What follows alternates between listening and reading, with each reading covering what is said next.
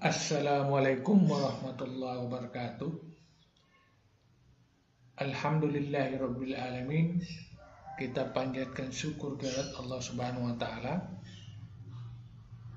Tak lupa kita berselawat ke Nabi Muhammad SAW dengan mengucapkan Allahumma salli ala sayyidina Muhammad wa ala alihi washabihi wa barik wasallim. Kembali kita melanjutkan perekaman video kuliah kita terkait mata kuliah hukum bisnis, di mana pada kesempatan ini kita mengangkat tema hukum kebendaan. Nah, ini sangat penting, ini pemahaman terhadap hukum bisnis dalam hal ini tentang hukum kebendaan sangat penting bagi para pelaku-pelaku bisnis ataupun orang-orang yang belajar di kelas-kelas bisnis dan seterusnya. Pada video awal kita pernah membahas terkait dengan salah satu topik, yaitu objek hukum. Di sana kita melihat bahwa objek hukum itu adalah benda, seluruh benda yang kemudian dijadikan sebagai objek hukum. Kemudian benda itu ada dua macam, ada benda bergerak, kemudian ada benda berwujud dan benda yang tidak berwujud. Nah, itu sudah kita bahas, tetapi sepintas lalu saja pada video lalu. Pada kesempatan ini kita akan melihat lebih mendalam terkait dengan objek hukum, yakni benda itu kita jadikan sebagai topik hukum kebendaan. Oke. Mungkin pertama kita mengartikan dulu daripada hukum benda tadi adalah benda adalah segala sesuatu yang dapat menjadi objek hak milik.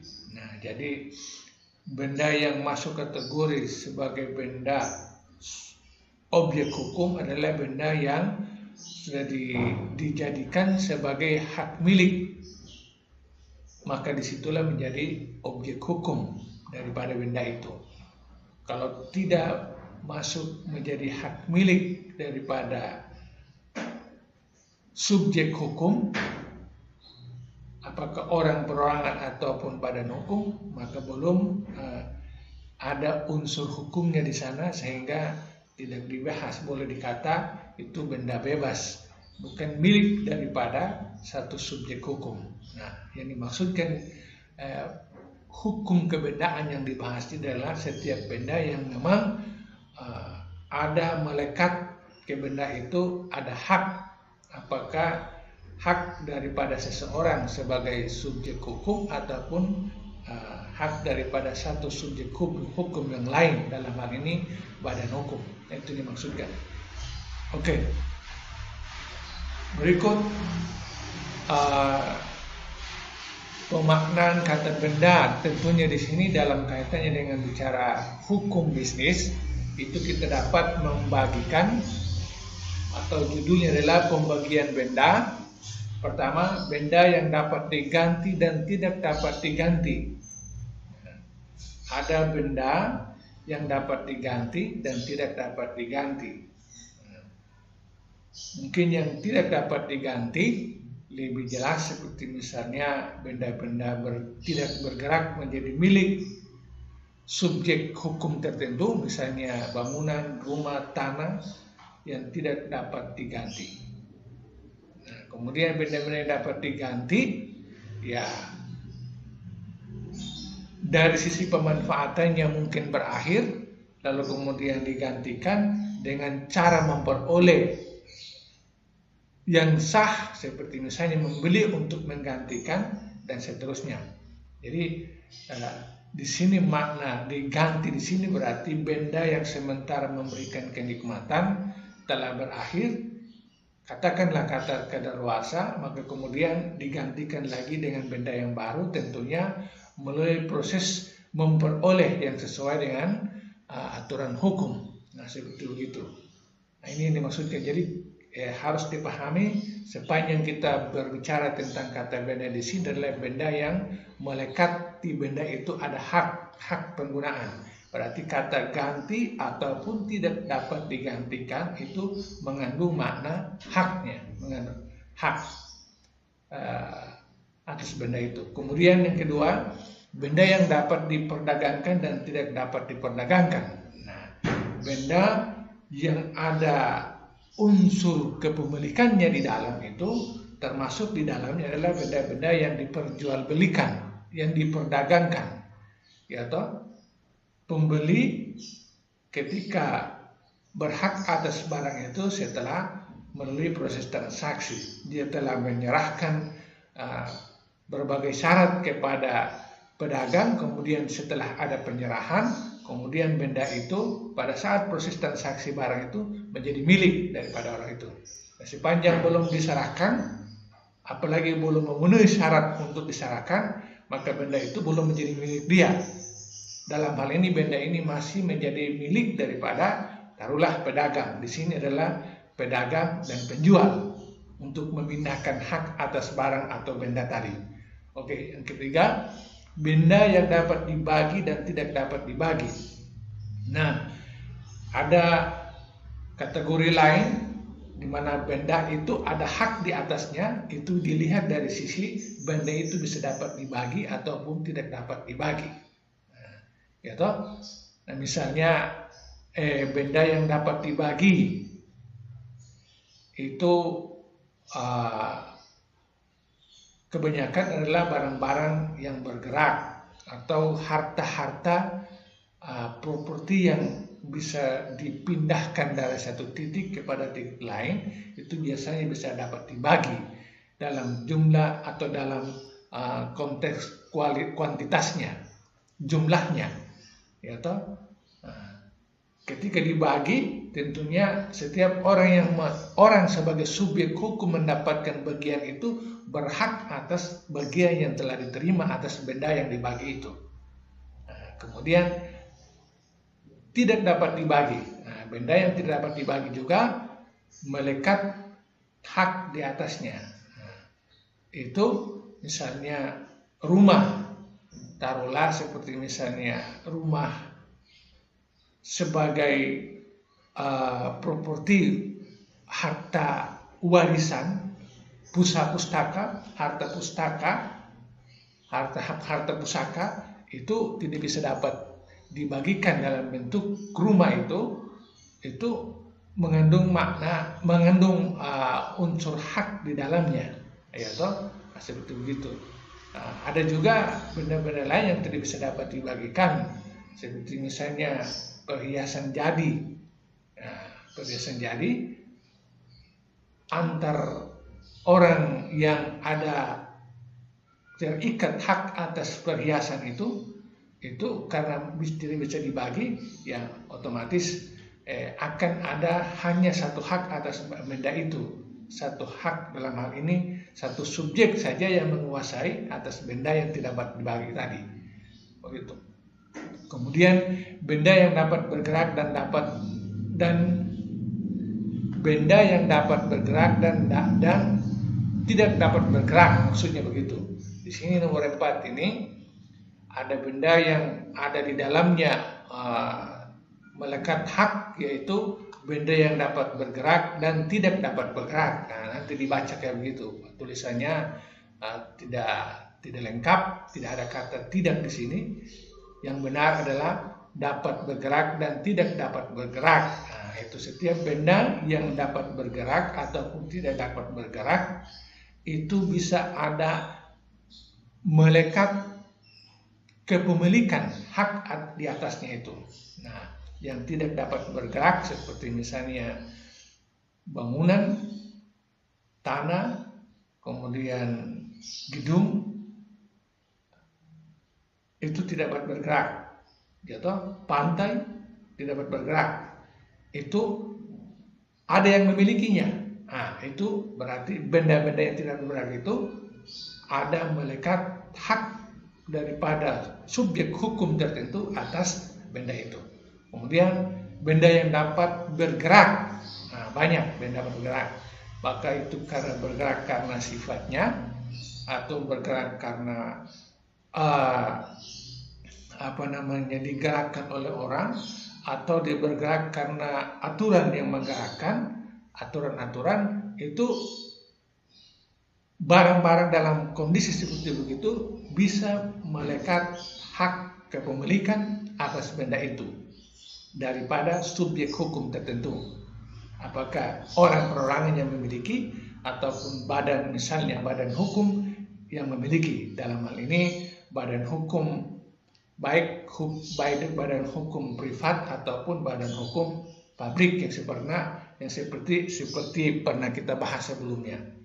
Kemudian yang kelima adalah benda yang berwujud dan tidak berwujud. Nah, masuk kategori ada hak di dalamnya, ada hak kepemilikan di dalamnya, maka timbul hukum atasnya adalah termasuk benda-benda yang berwujud dan tidak berwujud. Dari sisi ini, dari sisi benda yang berwujud dan tidak berwujud.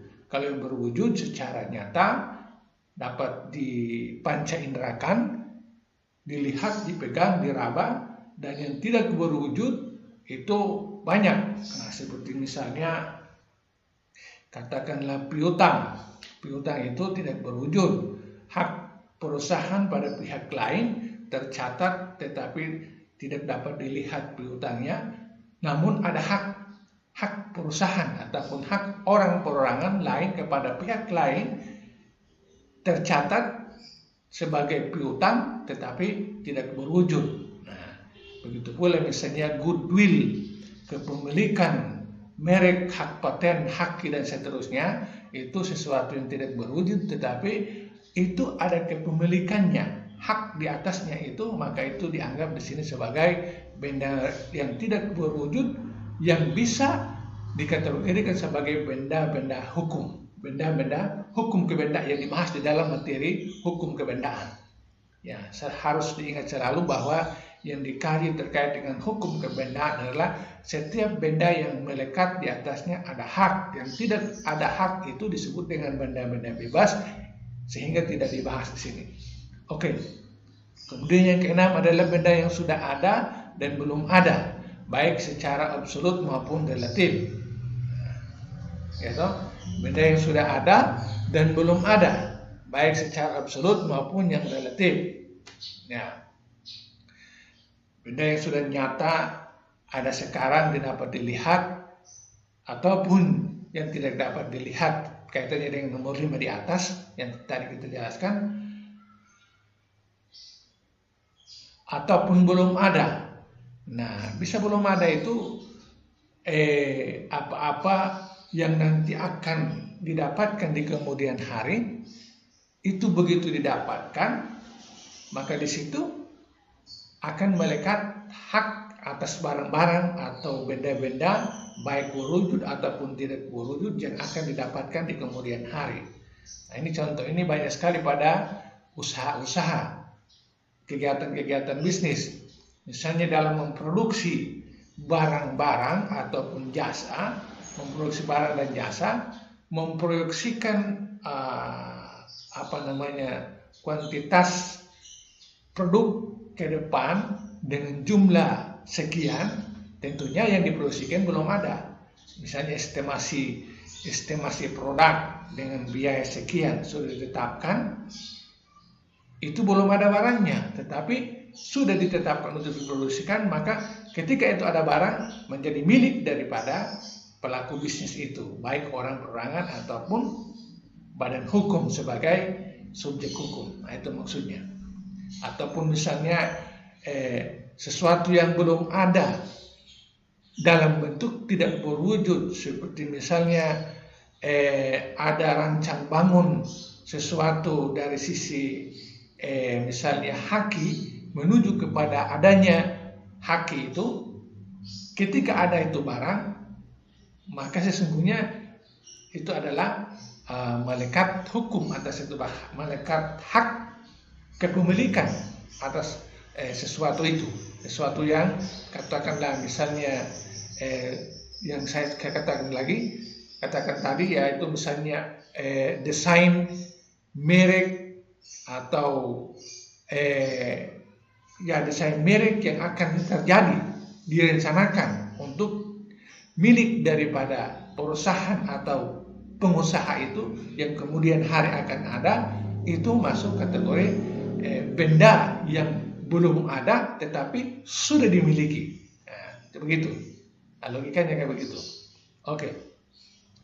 Itu adalah penjelasan terkait dengan ada nomor 1, 2, 3, 4, 5, 6 terkait dengan pembagian benda. Nah, saya ulangi lagi atau saya tandaskan di sini bahwa 6 macam benda, pembagian benda di sini terkait dengan pemahaman kita terhadap hukum benda, hukum kebendaan, di mana hukum kebendaan itu adalah segala benda yang melekat di atasnya ada kepemilikan hak atas benda itu. Itu bisa dikategorikan ke dalam 6 bagian ini.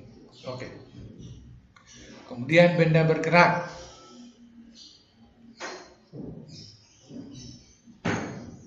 Oke. Nah, ini seperti di awal satu video sebelumnya kita membahas tentang objek hukum, yakni benda, di mana kita mengatakan ada benda yang berwujud dan tidak berwujud. Kemudian benda yang berwujud itu ada terbagi ke dalam benda yang bergerak dan tidak yang bergerak, yang tidak bergerak. Nah, apa saja masuk kategori benda yang bergerak? Kemudian apalagi yang masuk kategori benda yang tidak bergerak? Nah, di sini ada penjelasannya. Pertama, benda bergerak adalah benda yang bergerak karena sifatnya, yaitu benda yang dapat dipindahkan.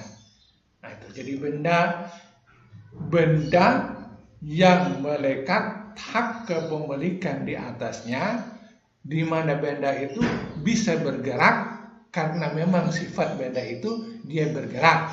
Nah, dia bergerak. Ya toh? Ya, seperti misalnya mobil. Nah, ya toh? Mobil. Dan seterusnya. Kemudian air. Nah, air di sini bukan air bebas. Kalau air yang bebas tentunya tidak ada hak atas air itu, maka tidak masuk dalam pembahasan itu. Ini tetapi air yang dipindahkan dengan menggunakan fasilitas tertentu dari satu titik ke tempat lain, itu begitu dipindahkan masuk ke tempat lain menjadi hak daripada, menjadi milik daripada orang yang menerima itu. Ataupun benda-benda lain yang misalnya barang-barang yang diperjualbelikan dan seterusnya. Jadi di sini mungkin lebih banyak terkait dengan barang-barang yang diperjualbelikan yang bisa dipindah tangankan secara fisik itu. Nah, yang mana sifat barang itu bisa dipindah tangankan, itu melekat di atasnya hak kepemilikannya. Ini diatur di dalam KUH Perdata pasal 509. Oke. Kemudian yang kedua masih terkait dengan benda bergerak lagi adalah benda bergerak menurut ketentuan undang-undang yang berupa hak yang objeknya adalah benda bergerak. Nah, ini ada benda bergerak yang memang sudah diatur lebih terperinci di dalam aturan-aturan di sini di dalam ketentuan perundang-undangan, undang-undang yang sudah menetapkan tentang benda yang bergerak itu hak kepemilikannya, hak kepemilikan terhadap benda-benda bergerak itu. Oke. Kemudian yang berikut, benda tidak bergerak. Benda tidak bergerak menurut sifatnya. Nah, banyak contohnya, misalnya tanah atau tempat jual, ruko, rumah, gedung, sekolah, dan seterusnya, itu kemudian benda tidak bergerak karena tujuan pemakaiannya. Benda tidak bergerak karena tujuan pemakaiannya. Nah, gitu. Di sini mengandung makna aslinya benda itu bisa dipindahkan, tetapi karena mau digunakan, maka benda itu harus tetap di tempat itu untuk digunakan. Nah, pada saat digunakan dan dia tetap di situ, maka di situ muncul hak secara hukum di atas benda itu, atas orang yang menguasai benda itu. Nah, misalnya mesin pabrik kan bisa dipindahkan dari, mungkin kalau beli baru dari toko atau beli second dari tempat lain, dipindahkan ke tempat kita, taruhlah, kalau kemudian terpasang untuk digunakan di situ, dan penggunaannya itu ini dimaksudkan di sini, benda tidak bergerak karena tujuan pemakaiannya. Tujuan pemakaiannya untuk kita lakukan proses produksi di tempat itu. Nah, itu benda itu asalnya adalah sifatnya adalah bisa dipindahkan, tetapi begitu ada pada tempat yang kita maksudkan, kemudian digunakan, kita pakai untuk kegiatan produksi, maka kepemilikan hak atas benda itu adalah orang yang menggunakan itu atau orang yang menguasai itu. Nah, di sini maksudnya adalah muncul hak atas benda itu karena penggunaannya, pemakaiannya. Oke. Kemudian benda tidak bergerak menurut ketentuan undang-undang yang berupa hak atau penagihan atas benda-benda tidak bergerak. Masuk kategori benda tidak bergerak adalah benda tidak bergerak menurut ketentuan undang-undang yang berupa hak atau penagihan atas benda-benda tidak bergerak. Nah, itu. Jadi ini selain yang nomor 1, 2 di atas, benda tidak bergerak itu juga ada yang memang sudah diatur di dalam undang-undang masuk kategori benda-benda tidak bergerak itu. Di mana di sini ya sekali lagi muncul kata hak di sini berupa hak atau penagihan atas benda-benda tidak bergerak itu. Nah, kata hak, aturan mengatur, undang-undang mengatur atas benda yang tidak bergerak itu karena ada kepemilikan berupa ada hak atas barang itu dari subjek hukum tertentu. Oke. Kemudian yang berikut ketentuan hukum benda bergerak dan tidak bergerak. Nah, ketentuan hukum benda bergerak dan tidak bergerak maksudnya ada ketentuan hukum atas hak terhadap suatu benda, apakah benda bergerak ataupun tidak bergerak, itu bisa dapat dibedakan atas 4 macam ini. Saya ulangi, ketentuan hukum benda bergerak dan tidak bergerak di sini bermaksud adalah aturan-aturan hukum atas kebendaan di mana kepemilikan seseorang itu bisa terjadi atas benda itu karena 4 sebab di atas, 4 sebab di bawah ini. Yaitu pertama, kepemilikan atas benda itu karena bezit atau menduduki. Menduduki, menempati, menguasai, bukan menguasai tapi menduduki. Menguasai belum tentu sama dengan menduduki. Nah, itu misalnya menduduki satu wilayah, menduduki suatu bangunan, menduduki suatu tempat, menduduki suatu kursi. Karena dia duduk itu yang dalam bahasa hukum disebutkan bezit, maka muncullah hak dia atas benda itu. Nah, seperti begitu. Kemudian kepemilikan lain muncul atas benda itu atau hak lain muncul atas benda itu karena levering atau penyerahan. Nah, penyerahan peristiwa ini, penyerahan atau levering ini menyebabkan orang bisa muncul kepemilikan, muncul hak atas suatu benda. Ya, penyerahan, menyerahkan daripada orang lain, seseorang kepada seorang lain. Peristiwa penyerahan itu ketika orang yang menerima itu pada saat dia terima serta-merta muncul hak atas apa yang dia terima itu. Artinya ketentuan hukum mengatur untuk seseorang memiliki suatu benda itu bisa dengan cara menyerahkan. Begitu menyerahkan maka menjadi milik dia. Begitu. Kemudian yang berikut perjury atau kadaluarsa. Kadaluarsa ini satu bentuk kepemilikan benda muncul. Hak atas suatu benda muncul itu akibat daripada kadaluarsa. Nah, ini banyak peristiwa di sini. Misalnya kata kadaluarsa ini mengandung mana habis masa pemakaian. Kalau misalnya pendekatan ekonominya itu selesai umur ekonomisnya atau mungkin selesai umur ekonomis dan nilai ekonomisnya. Umur ekonomis dan nilai ekonomisnya selesai. Umur ekonomis misalnya kendaraan operasional, kendaraan dinas, kendaraan kantoran yang dibeli untuk penggunaan jangka waktu 5-10 tahun, kemudian selesai waktunya, maka dianggap barang itu adalah kadaluarsa. Ketika kadaluarsa, maka lepas kepemilikan daripada entitas, misalnya perusahaan itu atau kantor itu. Dengan demikian pasti ada yang akan memiliki barang tersebut, maka karena proses kadaluarsa tadi, pemilik baru itu atau orang yang menguasai baru itu akan ada hak di atasnya. Itu diatur sebagai salah satu proses terjadinya kepemilikan atas suatu barang. Hukum benda mengatur seperti begitu. Kayak begitu. Jadi saya contohkan nilai ekonomis dan umur ekonomisnya tadi. Kemudian yang berikut,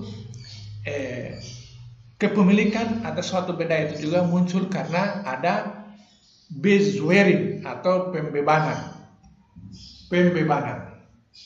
Nah, itu pembebanan. Banyak kepemilikan itu berubah dari satu orang kepada orang lain, atau dari satu lembaga kepada lembaga lain, atau sebalik dan seterusnya. Itu karena misalnya benda itu, taruhlah harta itu menjadi jaminan untuk suatu kontrak kegiatan bisnis, atau jaminan untuk misalnya pengembalian angsuran pinjaman. Nah, ketika angsuran pinjaman itu tidak tepat waktu, maka jaminan berupa barang itu bisa menjadi beban. Dalam hal ini bisa dapat berpindah kepada pihak kreditur. Pihak debitur bisa mengambil alih atas kepemilikan barang itu. Itu contoh kecilnya, seperti misalnya kita melihat ada pelelangan di baik perbankan ataupun misalnya di pegadaian, itu karena proses pembebanan ini. Barang dijadikan sebagai jaminan untuk meminjam uang, lalu kemudian dia lalai dalam hal membayar pinjaman, kemudian barangnya diambil. Begitu diambil, maka muncul hak baru atas benda itu. Hak baru atas, tentunya bicara lebih mendalam lagi tentang itu, berarti ada aturan-aturan yang mereka sepakati di dalam perjanjian mereka, perjanjian antara nasabah dengan misalnya pihak perbankan terkait dengan proses itu. Lalu lahirlah kepemilikan atas benda itu karena peristiwa pembebanan. Itu adalah yang terakhir daripada ketentuan hukum benda bergerak dan tidak bergerak. Berikut. Nah, ini apa yang kita bahas barusan dibuat dalam flowchart ini. Silakan Anda lihat saja. Sebenarnya seperti yang saya jelaskan tadi sudah, cuman ada sedikit perbedaan di bawah sini. Itu bicara tentang barang kadaluarsa. Ini menyebutkan juga tahun di sini. Saya tadi memberikan contoh tahun. Di sini tahun-tahun yang dimaksudkan di sini tahun yang ditetapkan dalam aturan-aturan. Misalnya barang kedaluarsa untuk barang tidak bergerak itu yang menduduki barang itu langsung menjadi pemilik saat membeli benda tersebut, tidak memerlukan jangka waktu atau virginik 0 tahun. Nah, seperti misalnya mobil dinas tadi, siapa yang pakai mobil dinas begitu selesai umur pemakaiannya, maka siapa yang pakai itu langsung pakai terus saja. Kemudian waktu 20 tahun jika ada alasan hak perjanjian yang sah dan 30 tahun bila tidak ada perjanjian. Hanya berlaku selain tanah. Nah, ini untuk barang tidak bergerak. Nah, ini diatur dalam Undang-Undang Agraria ketika barang-barang terkait dengan kepemilikan karena kedaluarsa. Ini ada aturannya waktu 20 tahun jika ada alas hak perjanjian yang sah dan 30 tahun bila tidak ada perjanjian. Hanya berlaku selain tanah. Nah, ini rentang waktu ini kepada barang-barang yang bukan tanah, selain tanah diatur waktunya. Kalau ada perjanjiannya, maka waktunya katakanlah seperti tadi saya katakan waktu umur ekonomis atau waktu penggunaan itu 20 tahun. Tapi kalau tidak ada perjanjian maka waktunya itu 30 tahun. Ya toh? Kebanyakan yang saya perhatikan atau kita perhatikan misalnya walaupun di sini kata selain tanah, tapi peristiwa yang terkait dengan ini banyak terjadi karena tanah. Misalnya tanah negara masuk kategori dikuasai oleh negara kemudian ditempati oleh masyarakat. Dan biasanya kalau lebih daripada 20-30 tahun itu masyarakat sudah merasa sudah memiliki itu tanah. Nah, itu peristiwa itu kita kurang paham juga prosesnya bagaimana, tapi kejadian ini sering kita temui. Ini adalah flowchart sebenarnya yang hanya menegaskan kembali apa yang tadi saya kembali, yang ini untuk dapat dimengerti. Artinya hak atau hukum kebendaan, kepemilikan atas suatu benda disebabkan oleh faktor ini, itu kalau untuk benda bergeraknya bisa dapat dibaca, kemudian untuk benda tidak bergeraknya bisa dapat dibaca di bawah. Oke.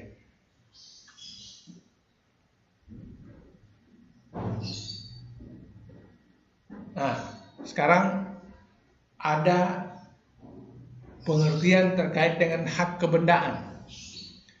Hak kebendaan dalam bahasa hukum bahasa Belanda yaitu zakeringsrecht.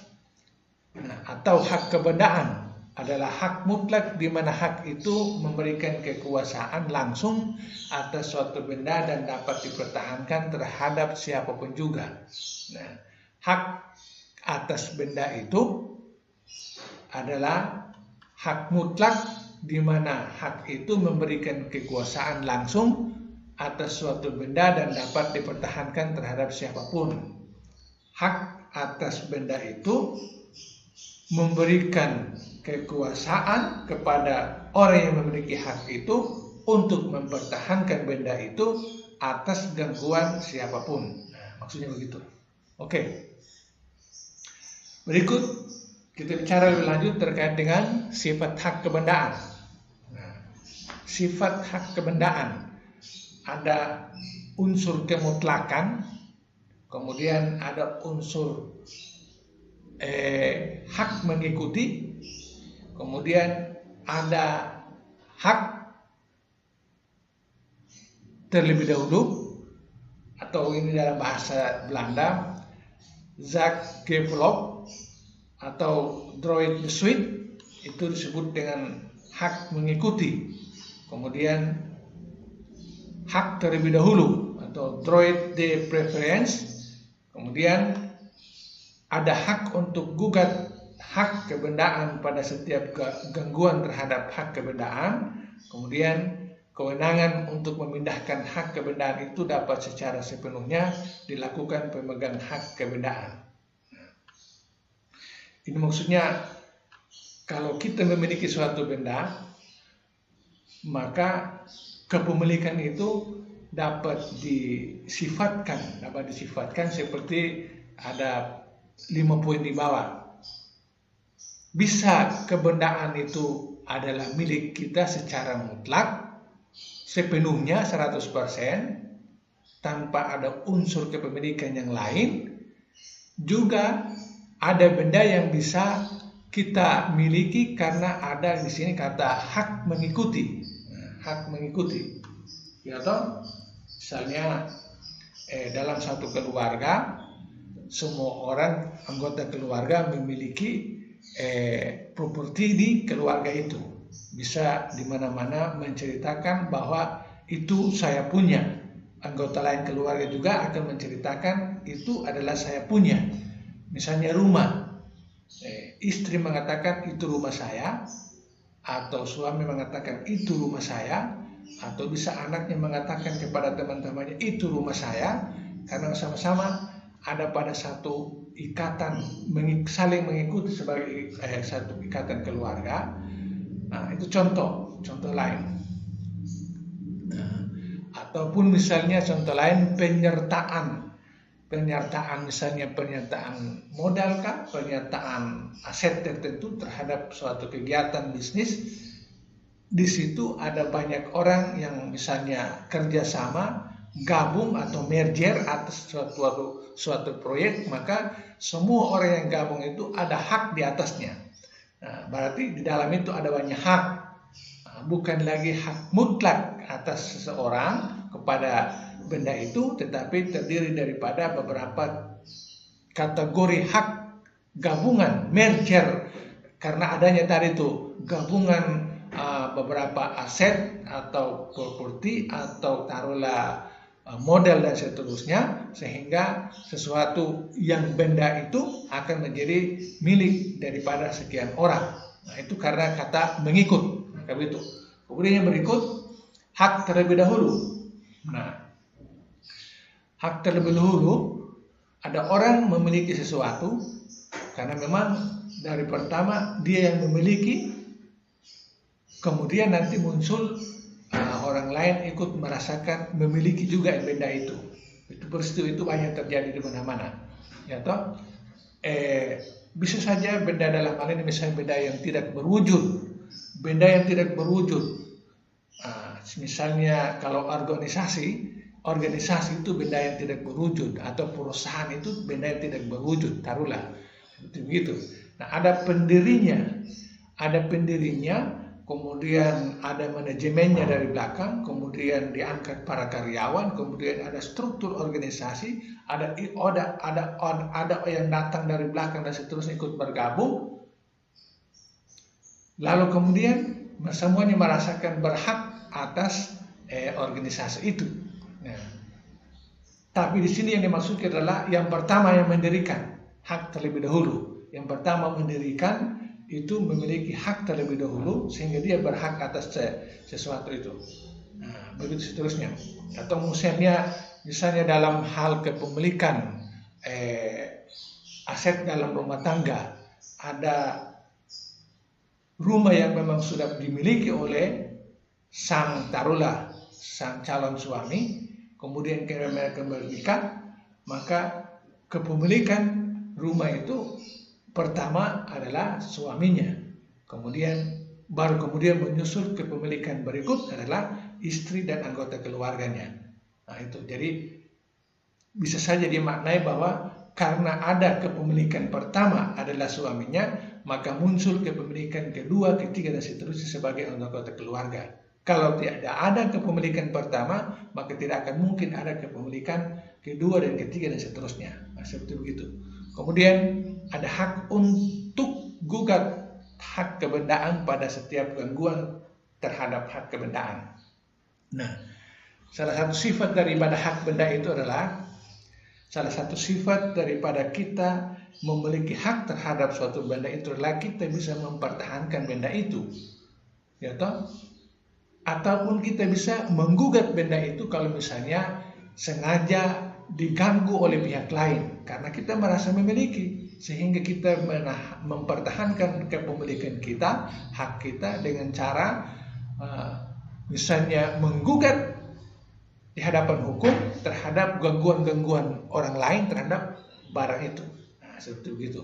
Kemudian yang berikut, sifat yang lain adalah kewenangan untuk memindahkan hak kebendaan itu dapat secara sepenuhnya dilakukan pemegang hak kebendaan. Nah, merasa memiliki apakah yang karena mutlak ataupun mengikuti itu punya kewenangan untuk memindahkan apa? Memindahkan kepemilikan hak atas benda itu kepada pihak lain secara sepenuhnya. Nah, kalau secara sepenuhnya ini baik yang sifatnya mutlak ataupun yang mengikuti seperti yang saya jelaskan tadi, secara bersama-sama memiliki hak untuk memindahkan benda itu, baik benda bergerak ataupun tidak bergerak, berwujud ataupun tidak berwujud, kepada pihak lain, karena asal muasalnya adalah mereka yang memiliki, mereka yang berhak atas benda itu. Nah, begitu hak kebendaan itu. Oke. Berikut macam-macam hak kebendaan. Hak kebendaan yang memberikan kenikmatan, kemudian hak kebendaan yang memberikan jaminan. Nah, macam-macam hak kebendaan. Nah, di sini bedakan antara sifat hak kebendaan, itu bicara tentang karakteristiknya, kemudian macam hak kebendaan. Nah, ini lain lagi pembahasannya. Nah, di sini dikategorikan ke dalam dua kategori macam-macam hak kebendaan. Yang pertama adalah hak kebendaan yang memberikan kenikmatan, kemudian hak kebendaan yang memberikan jaminan. Nah, ini artinya kepemilikan atas suatu benda itu bisa memberikan kenikmatan kepada pemiliknya, atau juga benda itu yang kedua di bawah ini memberikan jaminan kepada kepemilikannya, kepada kepemilik. Hak kebendaan yang memberikan jaminan atas milik itu. Nah, itu.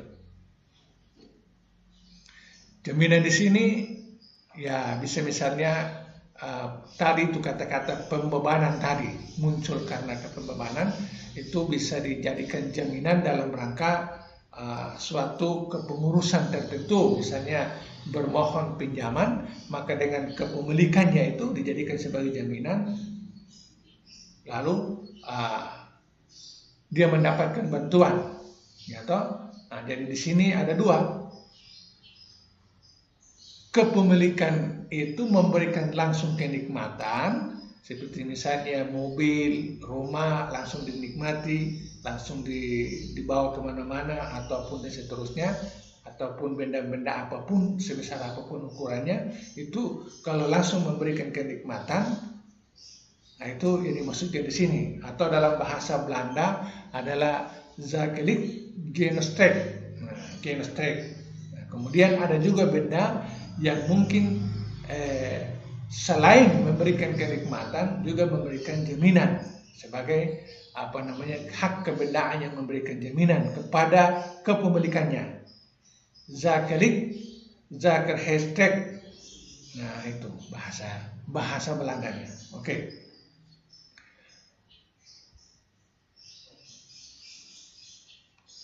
Ini penjelasan lebih rinci terkait dengan macam-macam hak kebendaan tadi. Tapi waktunya sudah cukup, maka nanti video berikut kita akan mengulangi dari sini. Judul ini macam-macam hak kebendaan, kemudian penjelasan lebih mendalamnya. Hak kebendaan yang memberikan kenikmatan itu terdiri hak milik, kedudukan berkuasa, kemudian hak kebendaan, lalu sambungannya, kemudian seterusnya ke bawah. Itu nanti penjelasannya pada video berikutnya. Ini akhirnya saya tutup dengan ucapan wabillahi taufiq wal hidayah. Wassalamualaikum warahmatullahi wabarakatuh.